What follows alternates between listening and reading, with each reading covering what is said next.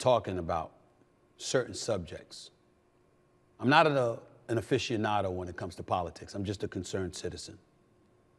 I read the newspapers, I read stuff online, I communicate with folks, I walk the streets of America, I hear the kind of things that I hear. But the one thing that you can expect to see on the Stephen A. Smith Show, I don't run from anything. I believe it's a responsibility for anybody that has a platform and has a voice, so long as you're committed to being responsible when you're articulating certain messages, to speak about things that need to be spoken about. And the presidency of the United States of America, I think, is something that's relevant to everybody.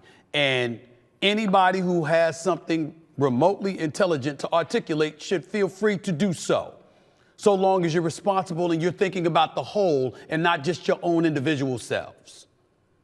And that's exactly what I'm going to do on this show anytime I damn well feel like it. Now, I'm going to tell you that what I'm about to get into is not popular. I'm not going to say names, but you can imagine some of the most popular names in the world of politics. Let's just say Stephen A. Smith has spoken to them from time to time.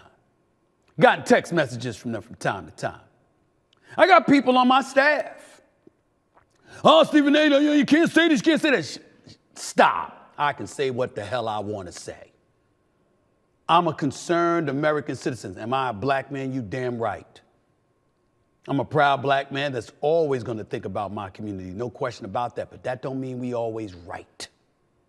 And it doesn't mean that I'm going to be unfair rather, to other folks just because they look differently than me or come from a different cultural background and don't share my cultural identity. I'm about truth and inching as close to it as I possibly can.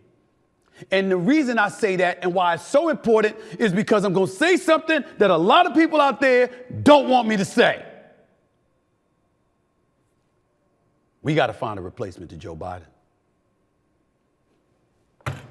Somebody got to say it, so I'm going to say it. Ladies and gentlemen, you want to be quiet because let's face reality. Most folks shouldn't want Donald Trump to be reelected as president of the United States. I'm not getting into politics. I'm talking about the man.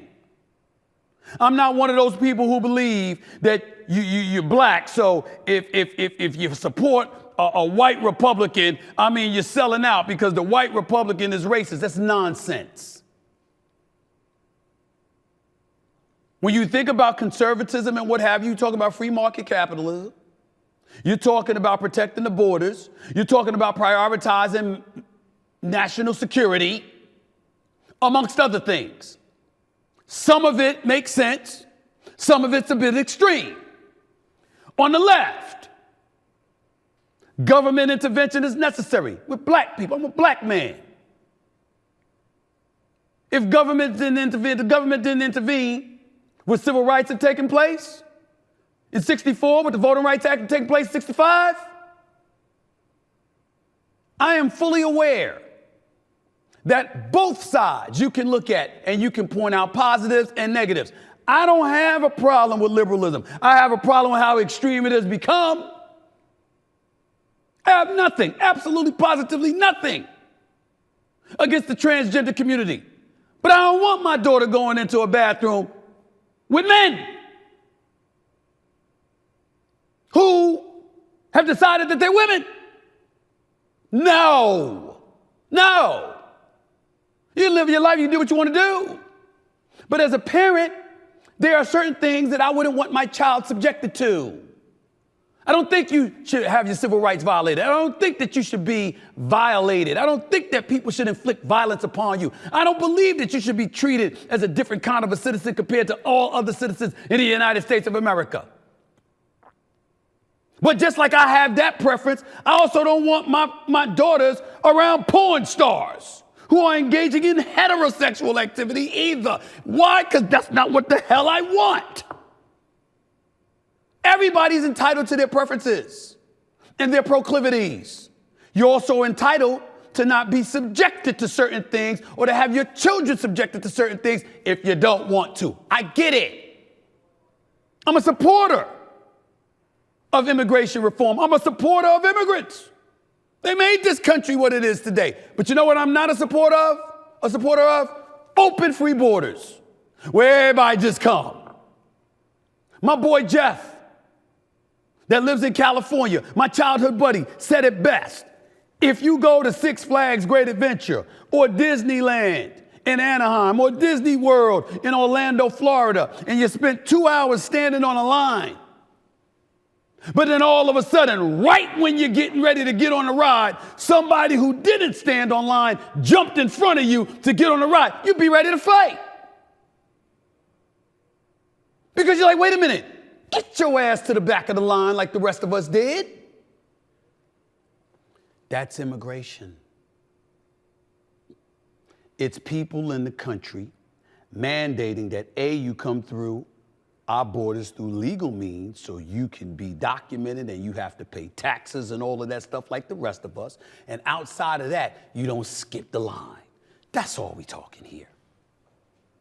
I'm not a supporter of not allowing folks to come into this country. It makes us better. I'm just saying the means by which you arrive, it needs to be held to a standard that all of us are obligated to meet. That's all. I bring all of this up to say there's a lot of issues that you can point to the left and the right. But we got a problem. Because, ladies and gentlemen, from what they're telling us, it's going to be two choices.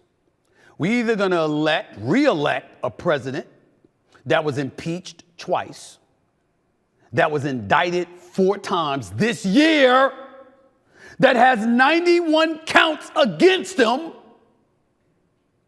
that is all, at least possibly, can be wearing a zebra suit because he could be incarcerated. Either that candidate or a dude in President Joe Biden, respectfully, who is 80 and really looks it. There's a lot of 80-year-olds, 85-year-olds who are walking around in this country. They're vibrant, they're active, they're full of life, they're lucid, they articulate themselves very, very well. They'll put 50-year-olds to shame, especially intellectually. Nobody's accusing Joe Biden of that. And it's one thing for us to be quiet because we don't want Trump getting back into office, and instead of governing the country, he's on a vengeance tour, on a mission to exact vengeance against all who opposed him. Republicans and Democrats and everybody in between. Recent reports talking about, instead of democracy, as Abby Phillip pointed out, you're talking about an autocracy because this man is going to be on a mission, even if it means using the Department of Justice to exact revenge against his adversaries. We don't need that. We need somebody that's going to run the country. We got the Israeli-Palestinian conflict going on. We got Iran lurking. We got China issues. You got all of this stuff going on, not to mention Russia and Ukraine. And I didn't even get into domestic issues that need to be resolved. You can't have somebody in office that seems committed to taking care of himself by exacting revenge on all those who opposed him, that we don't have a government. On the flip side, we can't have people that's imploring us to be silent as stuff is taking place before our very eyes, and we're just supposed to sit idly by and say nothing. Biden has lost momentum. He's not the same. He's not the same. You can talk about faux pas and little sound bites that he throw out, and people on the right would ridicule him about it and all of this other stuff. It's not funny. That was funny. Just like you can make fun of George W. Bush when he sat up there and was like, fool me once. You're never going to fool me again. That's funny.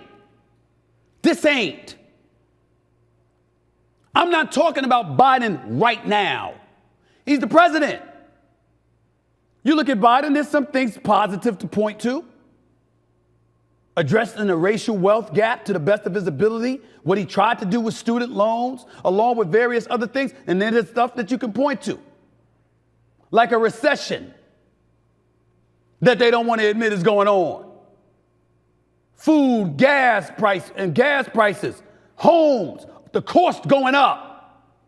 But inflation kicking in and everything else is going up, but our salaries not commiserate to the level of inflation that's kicked in. All of these things are things that we could point to. Good or bad, on both sides. But one president doesn't look like he can give us another 4 years